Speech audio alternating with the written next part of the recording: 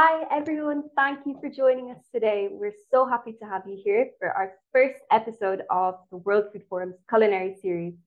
The World Food Forum, for some of you who may not know, is a global movement transforming agri-food systems through young people. So we're joined today for our very first episode by Recup. So we have Alice and Michele, and they're going to help us turn these food scraps into a delicious meal. So, Michele, will you tell us a bit about Recup? Of course, and first of all, thanks, Flora. My name is Michele, and I'm part of Recup. That is a non-profit organization based in Rome and Milan. We save food, more specifically fruit and vegetables, from local markets and distribute it to people who need it. We operate in 10 markets in Rome and 10 markets in Milan every week, and we are able to save almost 10 tons of food every week. And I think that's it. Don't want to talk too much because there are some nicer things to do. So great. Okay. Hope you enjoy it. Thank you, Michele. Alice, how about you introduce yourself? So we are going to make today eggplant patties or polpette di melanzane. And I am a cook, and I came to volunteer with Recup, especially when they run events. And so I'm the sort of the cook of the team. And these eggplant patties are something that we make regularly when we do events, because there are often eggplants when Recup recuperates from the markets, and there are also often big bags of leftover bread. And so we combining these two ingredients and adding very little else, because when you make a recipe to use up your recuperate ingredients, you really don't want to be going out and buying a long list of other things. You want to use things that you've got on hand. So, you know, maybe a little bit of cheese that's lying around. So yeah, so shall we start cooking? Yes, yeah. So today we've made the recipe quite versatile. So you can really use a lot of things that are in your fridge. You don't have to use everything we're using today, but along the way we'll see what substitutes we can use. So absolutely. Okay. So let's start by cutting up these eggplants. This is part of these are vegetables that we recuperated from the market on Saturday. So we're going to cut off the ends and cut them into 4 lengthwise. So just the ends, we don't have to cut off the skin, right? We don't need to take the skin off. The skin actually adds to the recipe. Obviously, if there are any sort of blemish bits, we can remove those. And I'm going to admonish. Yes. So this bit's fine. So I'm going to actually include this bit. We really only want to cut this very, very end. Okay, Michele, lengthwise. So cut them lengthwise into quarters. Okay. Okay, and then we'll cut them into nice big chunks. Okay, so lengthwise into quarters. You mean another way? Exactly. Okay. So these were recuperated on Saturday.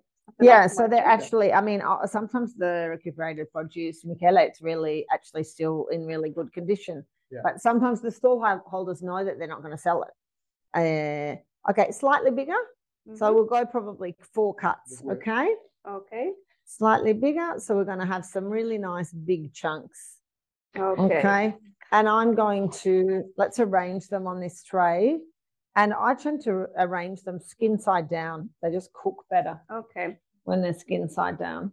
And I often read in recipes that you should salt the eggplants for about 30 minutes before.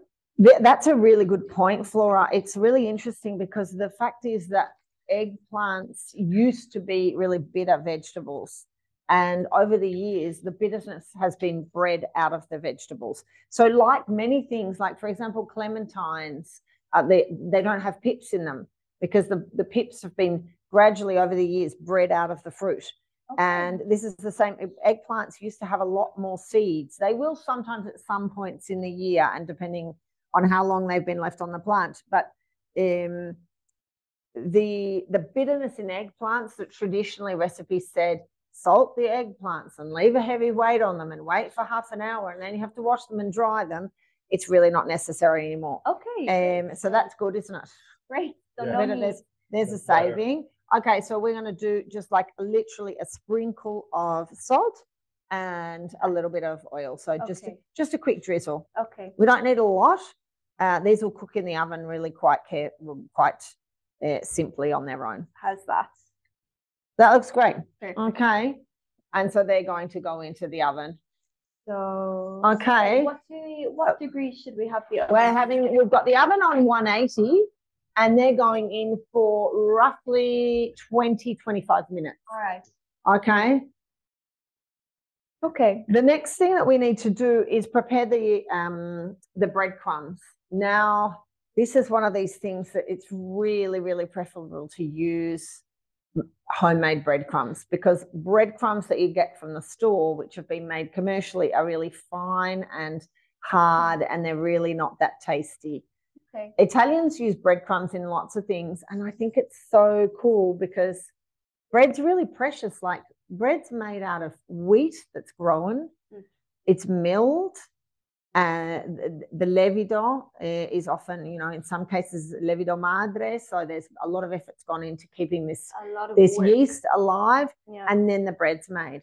And the idea that we might throw bread out, I just find it so sort of disturbing. And so there's lots of ways that you can use up your leftover bread. So can this be any bread? Should it be a better one type of bread? Look, one thing that's great for, little bread rolls like this.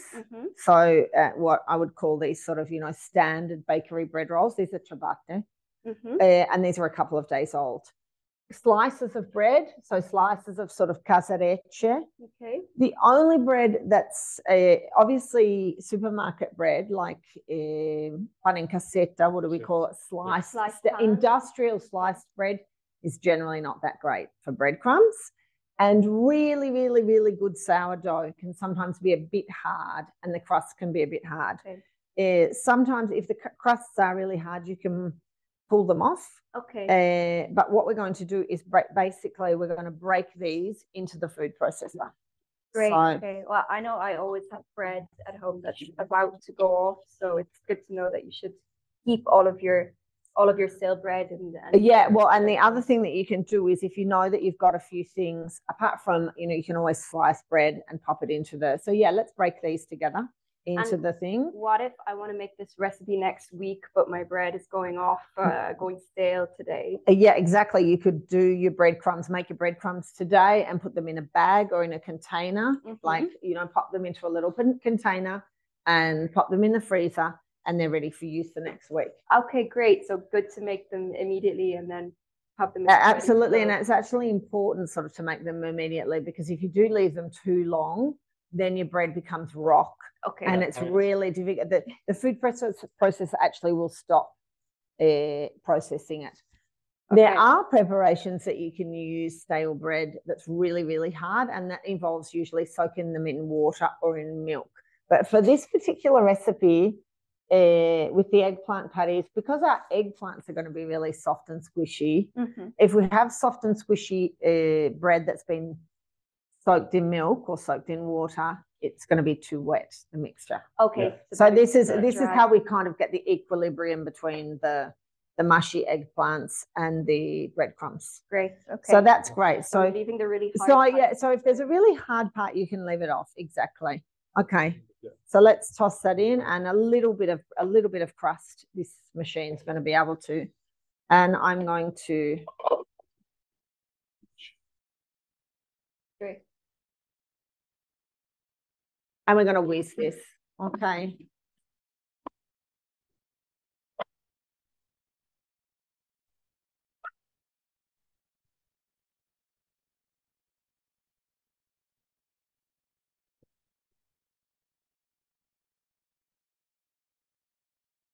Okay, I'm going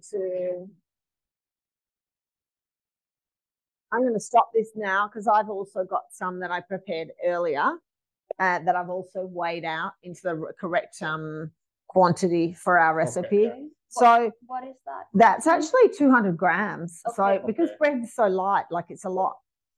It's a lot. So it's actually going to end up being, and that consistency. It's going to actually end up being about the same amount as the eggplant.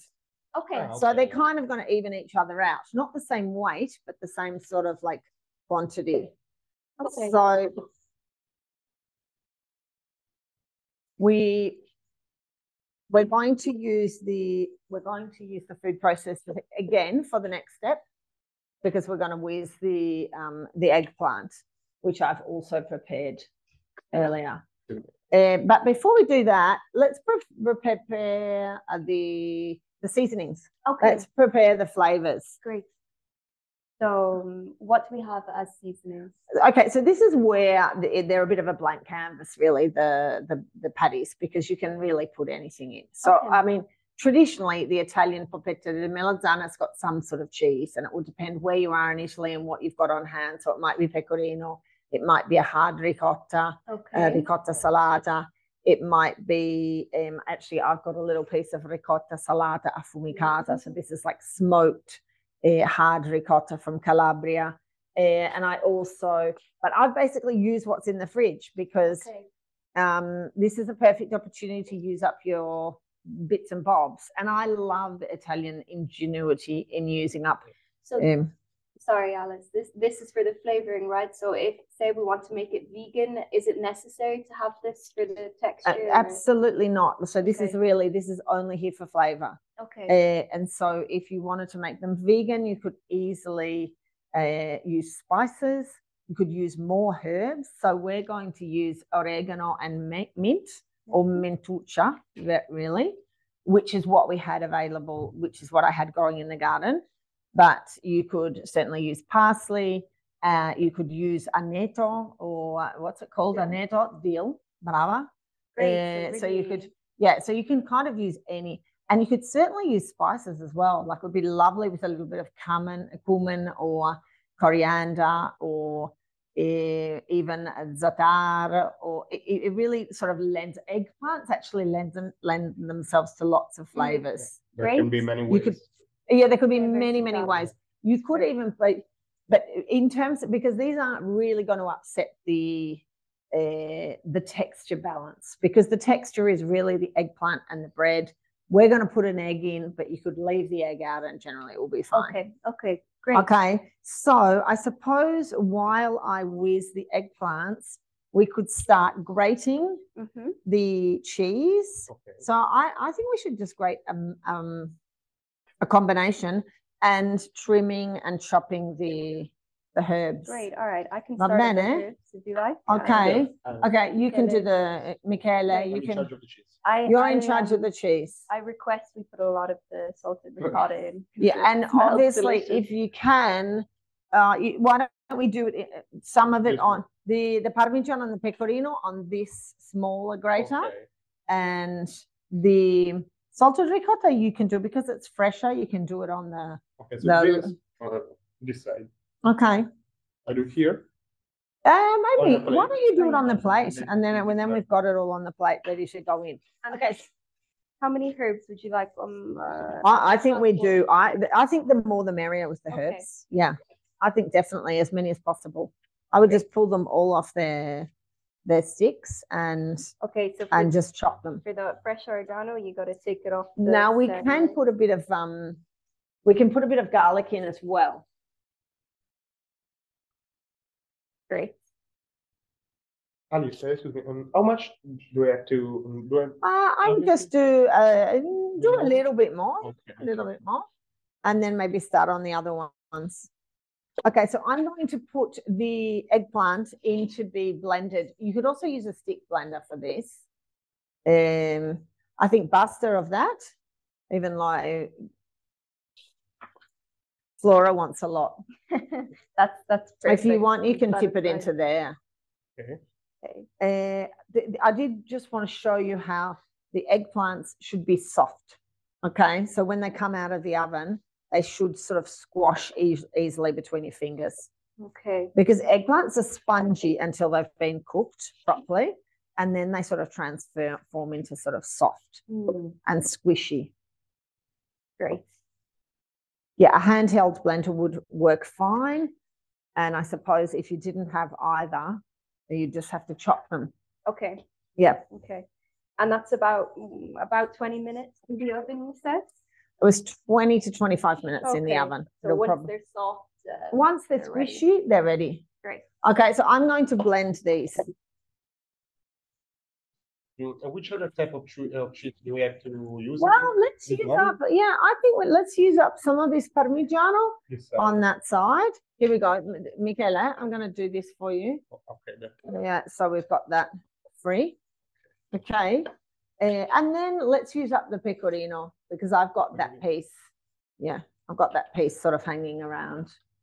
Great. I love how you can just throw a lot of things in and they. Yeah, so do I, because it really does. I think it's the best, and I think it's one of the things that we can all do better at deciding what we're going to eat based on what's in the fridge rather than the other way around. Like rather than saying tonight I'm going to eat this and going out and buying doing the thing of opening the fridge or go into the kitchen and see what you've got and say, okay, I'm going to make this and it's going to use up that little piece of cabbage and that little. It's also quite fun, no? It's fun kind of challenging yourself to see how you can mix it and taste good with what you have. And obviously the tasting good is all of the sort of the way it's cooked. So it's roasted to bring out the flavors, or it's fried to make it tasty because everything that's fried is tasty. Or a bit of salt, a little bit of salt, a little bit of oil, a tiny bit of cheese, which is actually not that much. Okay, I'm coming over to with these.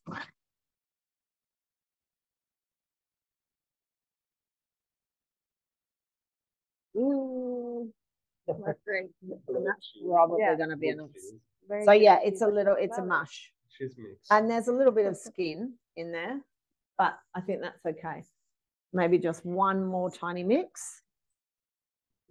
A little bit of pecorino. Great.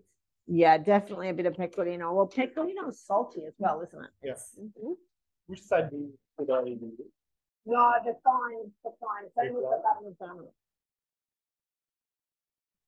Okay, I think that's plenty. So we need a big, really nice big bowl for everything to go into. So I'm just roughly chopping the herbs. How is that? Yeah, so you can roughly chop that, and if you want, you can use the big knife. And just they get them nice and fine. Great. Okay. All right.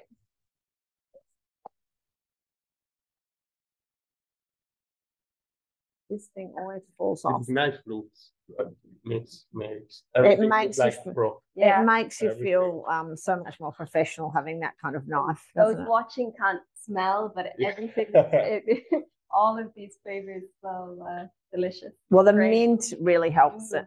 I think the mint really lifts these patties. Okay, so in goes the mush. I'm going to start to put the breadcrumbs in. Here are your herbs. Thanks. They can go in if you want. All right. I mean, basically, this is just all going in together. Great. It's so easy. You also need to use a couple of big bowls, right? And that's less things to wash up. Great.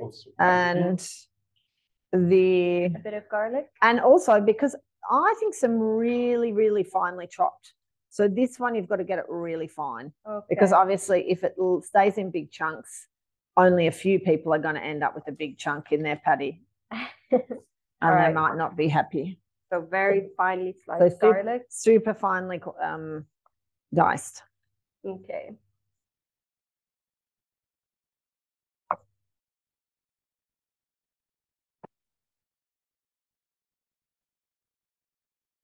You want to mix this, Michele? I'm going to give it to you, and you can mix it actually with the spatula. It's probably fine. We'll pop this behind you. So it's quite often with Recup that there are eggplants and bread left over, right? They're kind of things you see quite often. Yes, we find a lot of eggplants, especially in the summer because it's their main season. But we find a lot of eggplants in winter time. Okay. Also, and I think generally is one of the items that we save the most. Yeah. Yeah. Great. So this it's almost bread. Yeah, a lot of bread.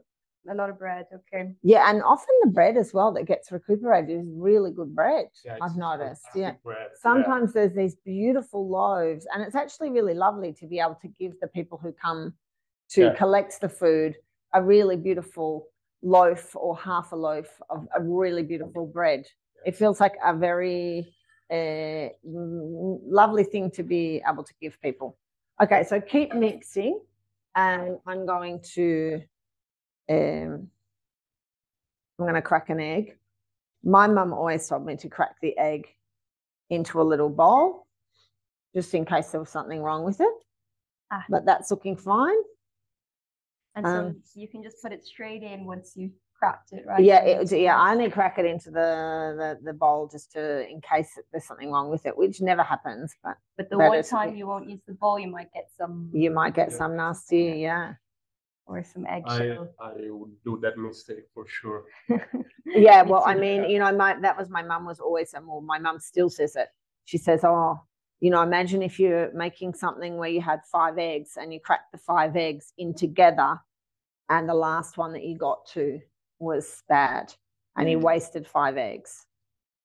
Because also, things like that, you don't want to waste food through rushing or not following the right steps. It's true. So this feels kind of dryish, but it's great that it feels dryish because it means that it's really, really compact.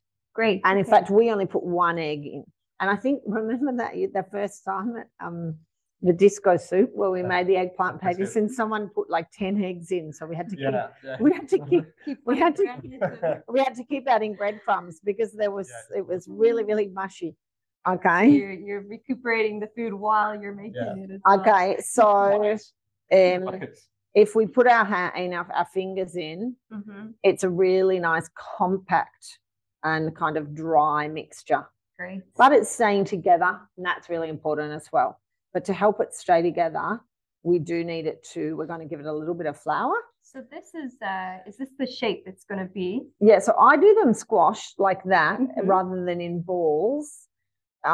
Just because if they're flat, they'll fry better and the insides will cook better. Okay. So if they're balls, you've got always the chance that if the oil gets a little bit too hot, they're going to cook on the outside, risk burning on the outside, and they're going to be uncooked inside. All right.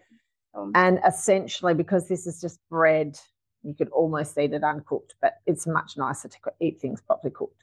And actually that size is really cute. You can make them bigger.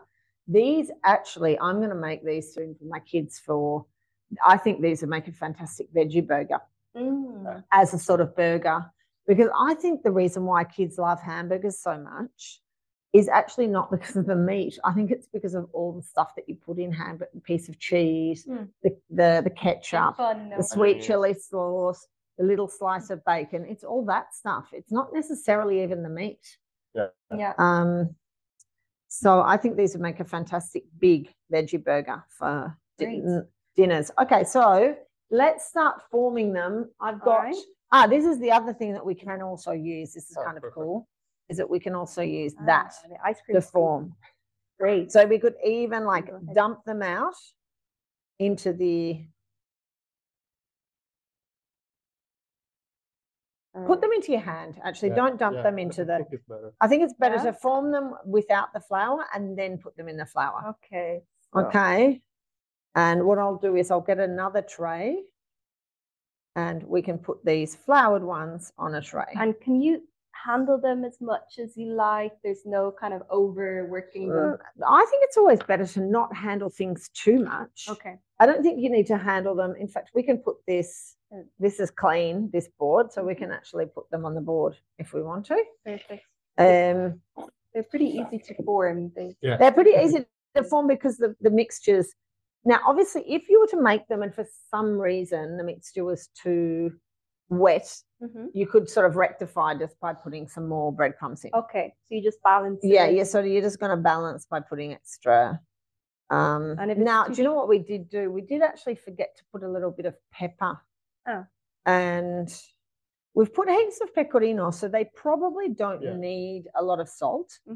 But we could add, it's not too late to add some pepper. Okay. We could add a couple of grinds of pepper. Great. This one's got a really big piece of bread in it and it's not mixed. It's not holding together quite as well. But the flour definitely helps to keep them together.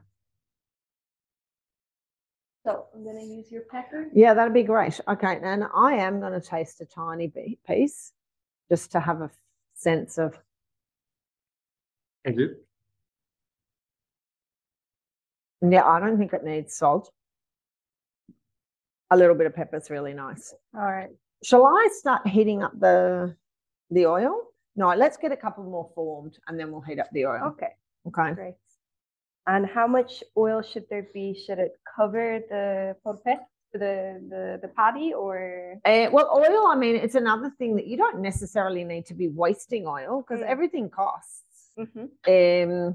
So one thing is I always fry in the smallest possible container that will fit, and these are tiny, so they don't need a massive space.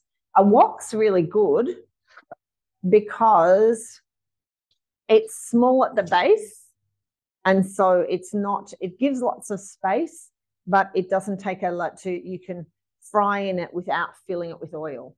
Okay, so this is probably about 3 to 4. This is probably about 400 mils of oil.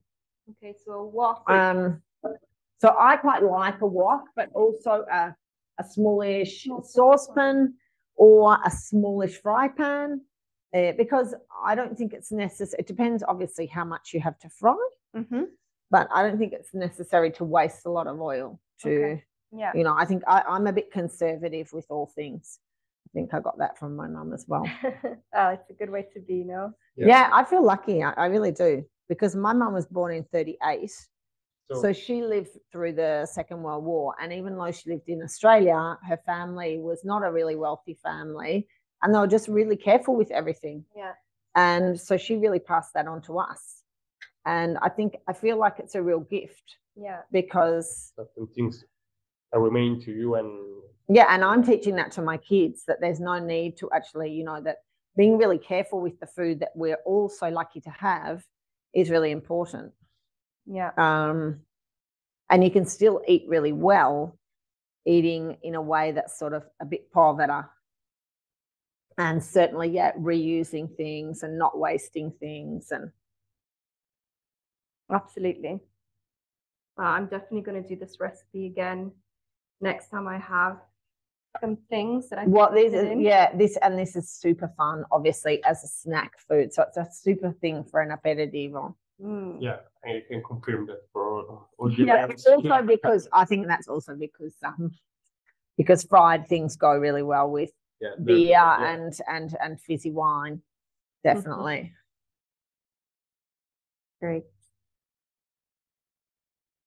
And what other things are these? And then if you want, Michele, if your hands are getting too dirty or sticky, you can always wash them. My hands. Yeah, exactly. I think I need to do that soon. Some people actually, when they're making polpette, particularly meatballs,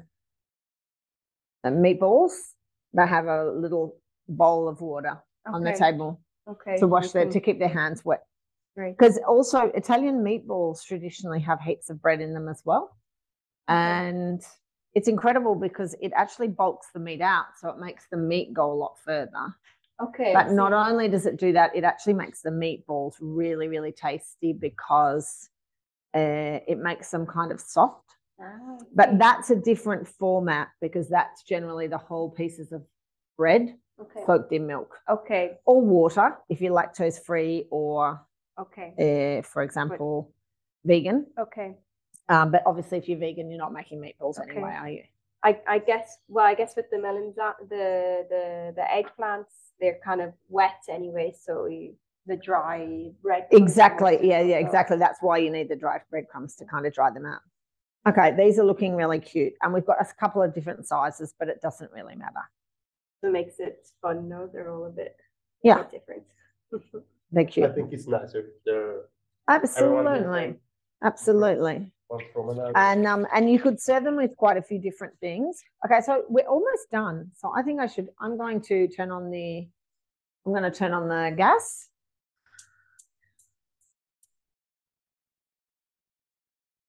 Do you have any tips when frying oil or when heating the Well, I tell you, I've got a really good tip, and it is a tip for lots of things. And for years I didn't have one, but one tip is get a thermometer. thermometer? Yeah, and I've actually got this really cool gun thermometer, which I'm going to pull out, and it is a really good idea to work out what temperature the oil is before you put. There's lots of ways to find out what temperature the oil is. The most sort of like famous old kind of fashioned way is dropping a little piece of bread in. Okay. And once it starts sizzling, but it is kind of cool also being able to test it with the temperature. Yes. But it will need another minute. I'm going to move this out of the way. And how hot should it get before you fry? It needs to be about 175, 180. Okay. So these are our second batch of eggplant, and I'm going to test them, and they're actually looking really nice and squishy. But I'm going to leave them in the oven for now and turn the oven off. I'm getting really hungry. Yeah, I know. So am I. Good smells in here now. Perfect time for an afternoon snack. Yes. I think that's perfect for a snack. Mm-hmm. And what are these good with? If you were to serve them at a party or? Well, you certainly could serve them with something to dip into, like a little yogurt sauce or hummus, or I wouldn't do them with anything mayonnaise-y. Okay. For me, that's not really. I think that's a bit proper. So yeah, something to their own. Yeah, I think a little bit lighter, like a nice thin yogurt. Okay. Even like a yogurt and tahini version would be really nice. Obviously, these ones have got the cheese in them, so they don't need a dipping sauce as much. But say if you did vegan ones with no cheese, and then you wouldn't be having yogurt either. But you could have a vegan. But you could have a tahini sauce. Tahini. Yeah. You could have a tahini and lemon and oil, a length, and one of those really lovely runny tahini sauces. Okay, let's have a look at how this is going. It's going nowhere, as usual. I've thrown it in too early, but we'll be able to see what happens as it comes along. Great. I'm going to wash my hands too. Okay. I think that the best part is that all time we spent making it, and then we'll spend 5 seconds to eat them all. Yeah. 5, 6 seconds. Exactly. Although they're really quick to make, no? They're they're really quick very easy. Yeah, no, they're so easy, aren't they? Yeah. I think I'd like to do them even in different places. So say if I go back to Ireland, I can make them there with a different kind of cheese or a different herb, and they kind of change. They'd be great with a really nice cheddar. A cheddar, yeah. It could be very good. Well, I mean, I really thank Recup because they were actually something that I never made at home. So I make the polpette now because of Recup, because of that first day we're making them and I'd always bought them from Tavola Calde, and I kind of really liked polpette di melanzane. I just never made them. No. Tavola Calde, for anyone not Italian watching, is like a deli, could we say? A deli where you go and get hot food. So. It's sort of a deli cafeteria in a way. It translated really as hot table. Hot table. And if I ever open a restaurant in Australia, it's going to be a hot table. No, I'm going to wash my hands too. Don't tell me the batteries run out. Anyway, this is starting to sizzle. The batteries run out of my gun. This, my temp thing. This is starting to sizzle. So let's let it go a little bit more.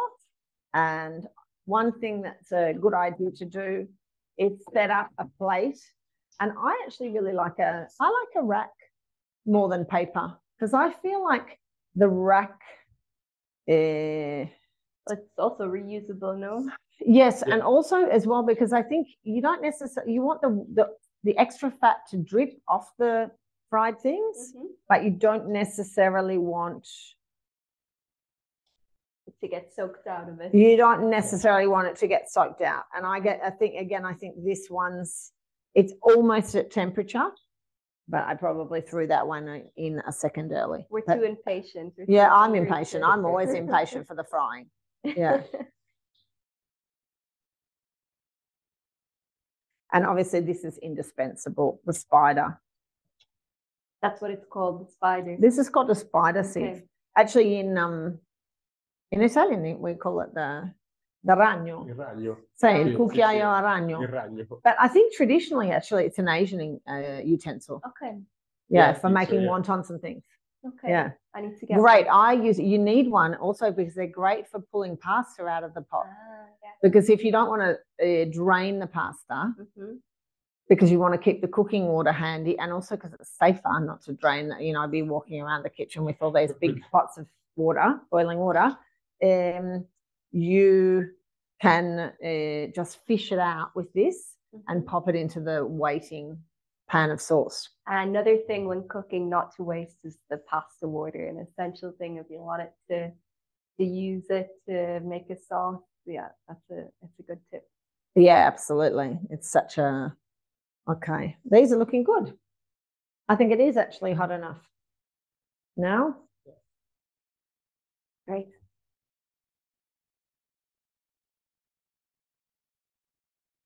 It's a very special music, the oil frying. Yeah, it's a lovely sound, isn't it? Yeah.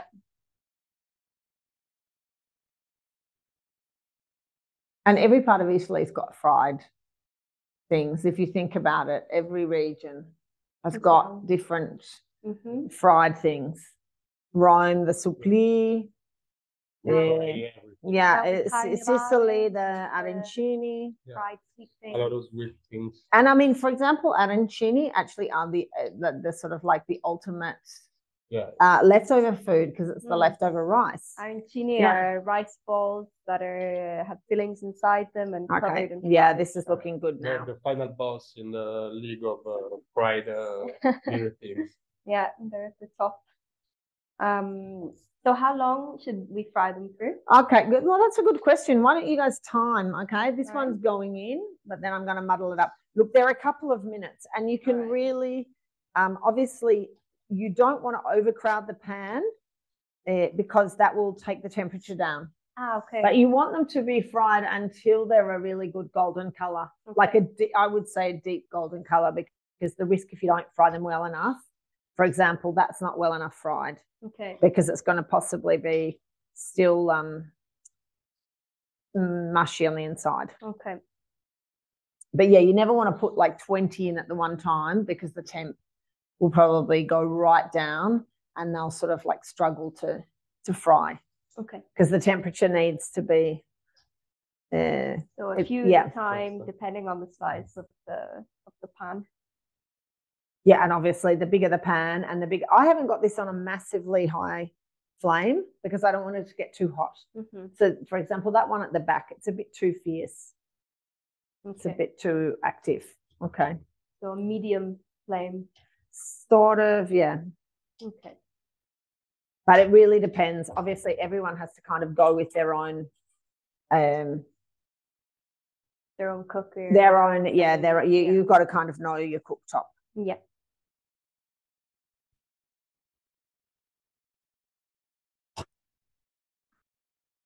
Now, probably a really good idea is if we break one of these open and see what it's like in the inside. And do a taste test. So let's have a look inside, and yeah, it is cooked on the inside.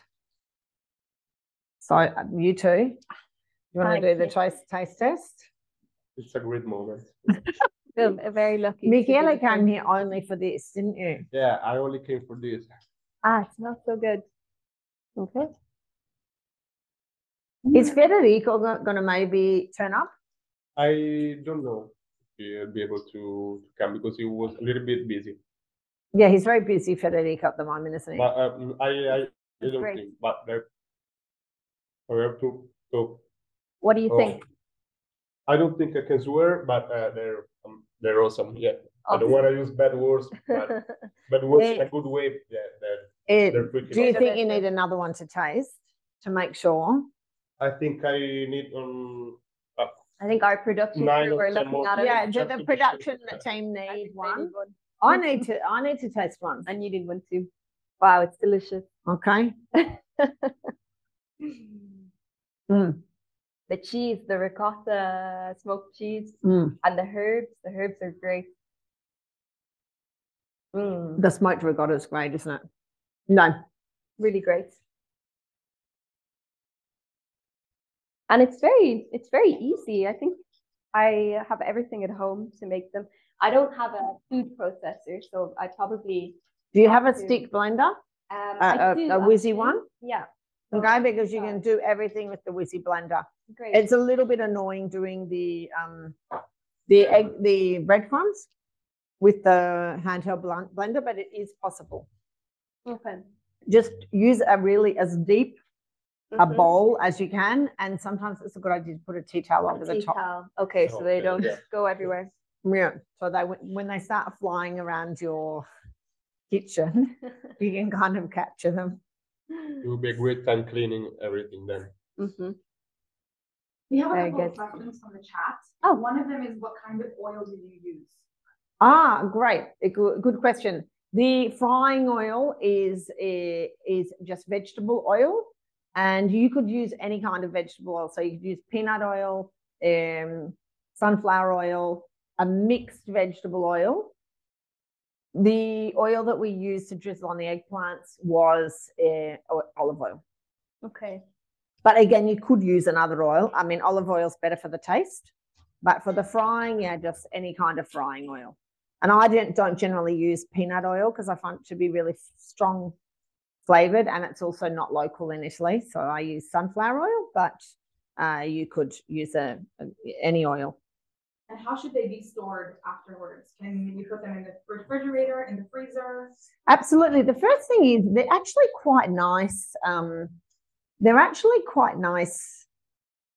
Cold or room temperature. So if you do need to fry them and then offer them because sometimes it can be hard to fry and then offer them to people at a party, because you might want to prepare stuff ahead. They're actually not unpleasant cold, are they? In fact, at the flower party, we had them and they were cooked before. And so if you want to cook them earlier and then serve them, don't put them in the fridge. Just leave them at room temperature. Okay. Unless you're going to be leaving them for hours and hours. But if you've got to fry them and wait 2 hours and then serve them, just leave them at room temperature. If you want to keep them until the following day, for example, I would then pack them into just like a Tupperware container, put them in the fridge, and then before serving them, put them on a tray and give them a couple of minutes in the oven. 10 minutes in the oven just to bring them back up to temperature. But I wouldn't keep them in the fridge for more than, say, 1 or 2 days. They're not something really. If you did want to then keep them for much longer, I think you would be best to freeze them. Okay. Don't you think? Okay. Yeah. So 1-2 days or freeze them? Yeah, 1 or 2 days or freeze them. And then how would you reheat them? And then from frozen, absolutely, you just lay them on a tray, just like you would any sort of thing, like a frozen chip. Lay them on a tray and pop them in the oven and cook them. Probably best from frozen, or defrost them and then warm them. But because they don't have any really sort of like dangerous food elements in them. It's not like they're fish or meat. Great, easy peasy. Any other questions from the chat? That's all. Okay. And for the flour, which kind did you use? So we use 0-0. So we use plain flour or all-purpose. You could absolutely, for anyone, well, if it was a gluten-free person that wanted to make these, you would obviously need to substitute the bread component with gluten-free breadcrumbs. But you could definitely use corn flour, because all this is doing is sort of binding. Okay. It's just aiding in the sort of like to keep them together in the frying process. It's not really doing anything else. I can imagine them being tasty with corn flour as well, like crunchy. Not polenta though. No, more corn flour, like fine corn flour. Okay, so fine. But they probably would be really tasty with polenta. That's a nice idea, actually. Next time we'll try them with corn flour. So since Flora doesn't have a food processor, for example, is there any other kind of possibility to that? Someone asked also in the chat. Yeah, so a handheld blender, and if you don't have a handheld blender, you would have to actually just like hand chop them. Which to be honest, it's not the end of the world. No. Like the eggplants, you cook them, you pop them on a chopping board, a big knife. You would want to use a big knife and just chop them into a mash. Put them in the bowl, and I guess the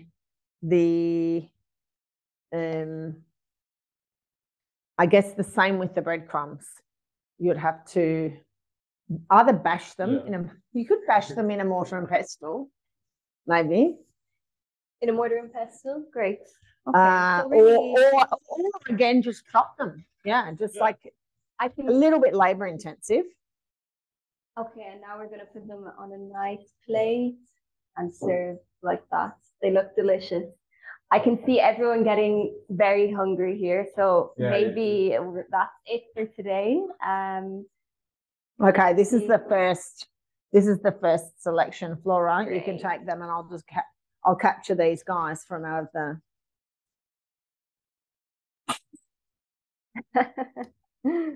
It's like a trophy. These are disappearing. Would you like one? Precious trophy. Yeah, of course. Okay. So, thank you everyone for watching our first episode. I think that was a success. I'm excited for our next episode. We'll put more information on our Instagram and in our newsletter. And if you want to follow Recup or Alice on Instagram and also the World Food Forum, if you're not following us already, we'll leave all of those details for you. So stay tuned for our next episode. Hope you enjoyed today, and thank you for joining. And thank you, Recup, for Thanks for having us. Thanks for having us. It was a pleasure. Ciao. Ciao.